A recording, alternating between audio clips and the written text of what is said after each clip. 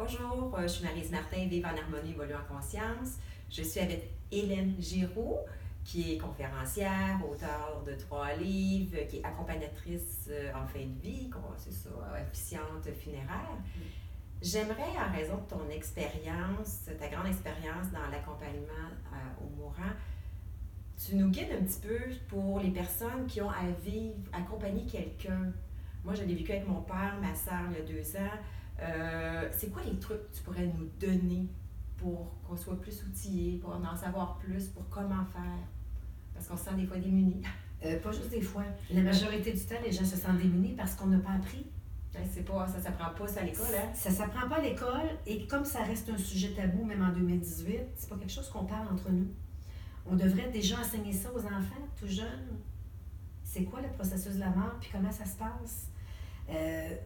Puis on a l'impression qu'il faut avoir beaucoup de connaissances, mais en fait, souvent les gens vont me dire que ça doit prendre beaucoup de courage à accompagner. Ah, c'est vrai, hein? Mais je trouve pas que ça demande du courage, je trouve que ça demande de l'amour. Ça demande de l'amour pour l'être humain, pour un autre être humain qui est en train de vivre une expérience qui est sacrée, qui fait partie du parcours de chacun aussi, qu'on va vivre soi-même à un moment donné. Donc déjà, à la base, parce qu'on aime la personne, il faut savoir que déjà, on n'apporte beaucoup. Parce que c'est une expérience insécurisante, inconnue pour la personne qui va le vivre. Si déjà, on est à son chevet... Qu'on l'entoure d'amour. Déjà, c'est beaucoup. Okay. C'est énorme, c'est plus que ce qu'on peut penser.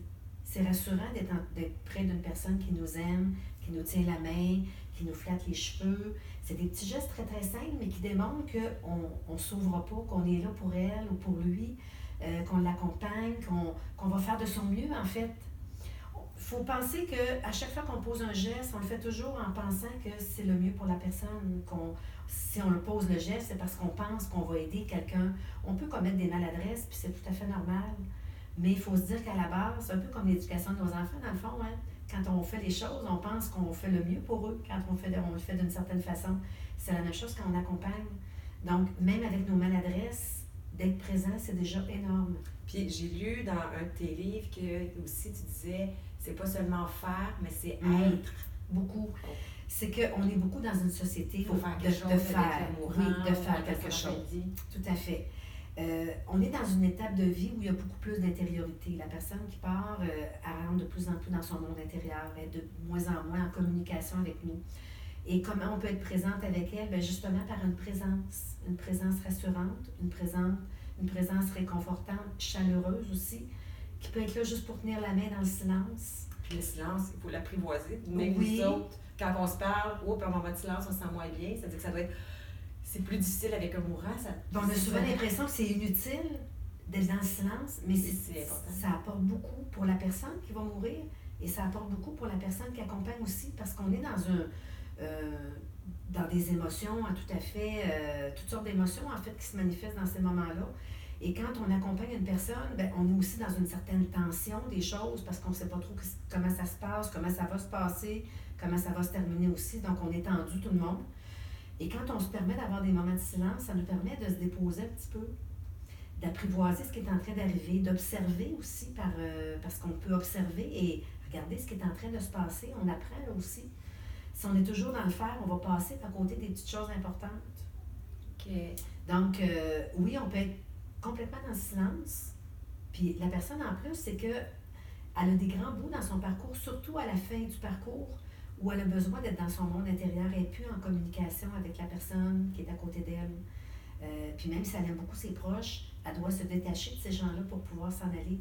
Donc, il faut lui donner cet espace-là aussi de pouvoir se recueillir à l'intérieur et de se préparer à son voyage. Okay, c'est avec le silence puis d'accueillir ce moment-là. Et de s'informer aussi, je te dirais, parce que les gens ont peur d'aller lire des livres sur la fin de vie ou d'apprendre c'est quoi des trucs.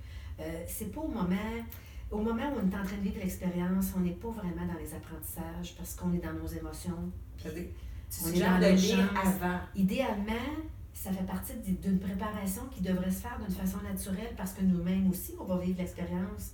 Donc, ne serait-ce que pour se préparer soi-même, c'est important d'en parler avec ses proches, c'est important de lire là-dessus, de s'informer pour se sentir un petit peu mieux outillé parce qu'au moment où ça arrive, c'est plus le temps de lire. Ben, C'est dans l'action. On est moins T'es dans le là-dedans. vécu. On est moins là-dedans, puis on est plein d'inquiétudes aussi par rapport à ce qui arrive, puis on a notre propre deuil à vivre aussi. Ouais. Donc, lire à ce moment-là, c'est exigeant.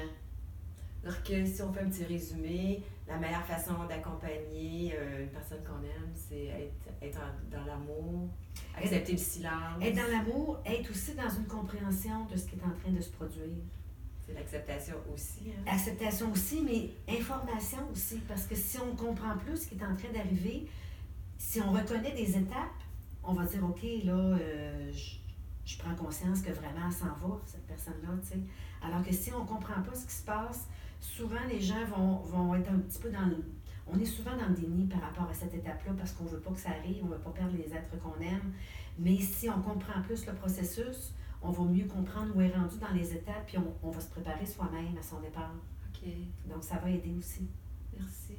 Merci beaucoup, Hélène. Partagez pour aider d'autres gens autour. Merci.